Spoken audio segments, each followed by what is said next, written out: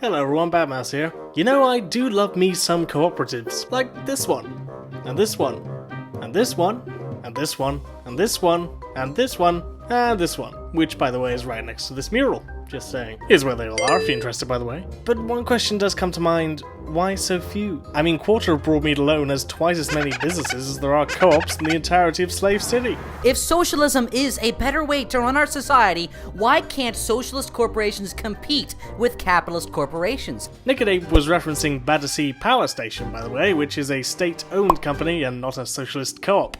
You know, like this one, and this one, and this one, and this one.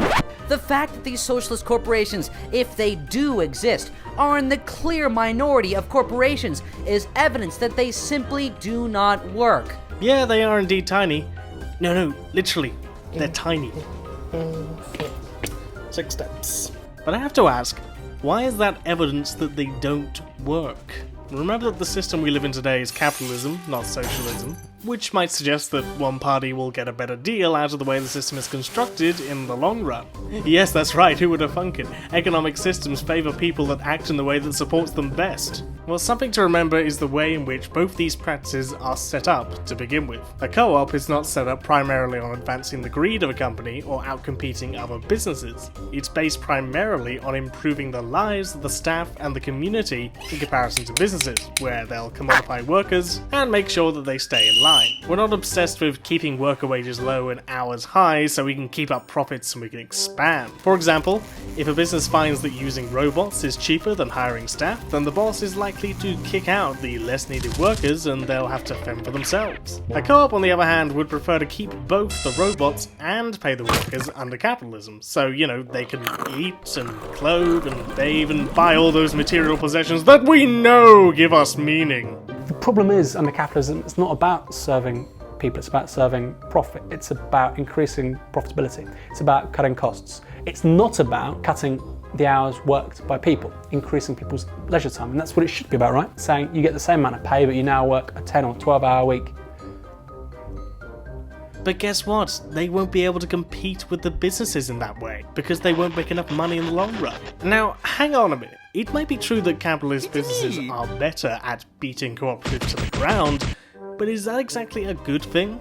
If socialist societies keep getting destroyed because stronger capitalist states move in and kill all of their forces, does that mean we should support the fascists and authoritarians? Because, you know, they're better than them. Hey guys, it's 1941 and this Hitler guy just smacked the ass of Popular Front France. I got a feeling that fascism is the way to go.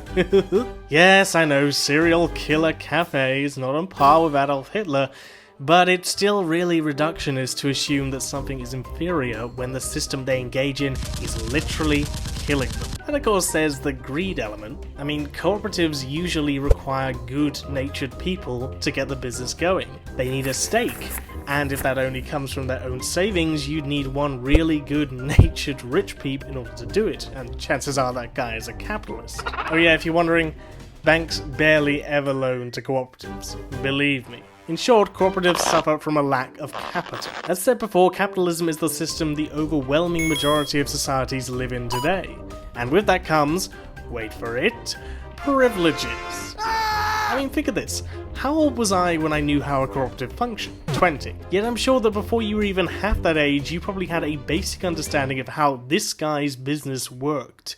Hello, my name is Mr. Snrub.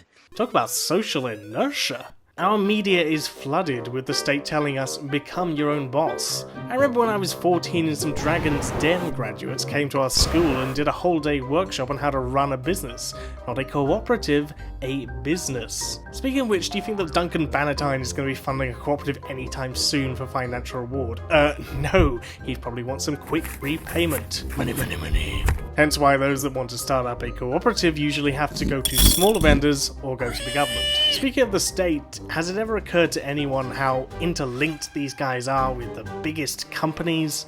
I mean, they literally fund each other. Don't we know this by now? So yes, cooperatives have difficulty becoming big because they didn't have the fair advantage that their capitalist counterparts had for hundreds of years. So now the question is, do I advocate cooperatives as a strategy to take down capitalism?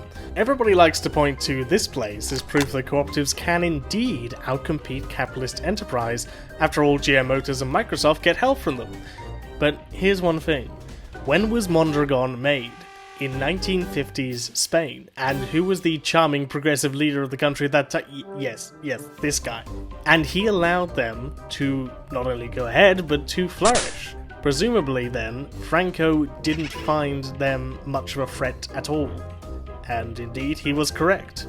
Sadly, Mondragon, whilst being far better for the workers themselves, has had to make many compromises to the capitalist machine. Every cooperative over a certain size has to eventually formulate some form of capitalist practice, as was predicted by Marx himself. Just like the food cooperatives of San Francisco, it's not the cooperative's fault that this happens, it's simply the nature of capitalism, which is, as previously discussed, favourable to greed, entrepreneurs, and profits. Nonetheless, I don't see this as any reason why you shouldn't try to improve your working life, and frankly, housing cooperatives could be a fantastic way of saving money and improving livelihoods. So, just keep fighting the good fight.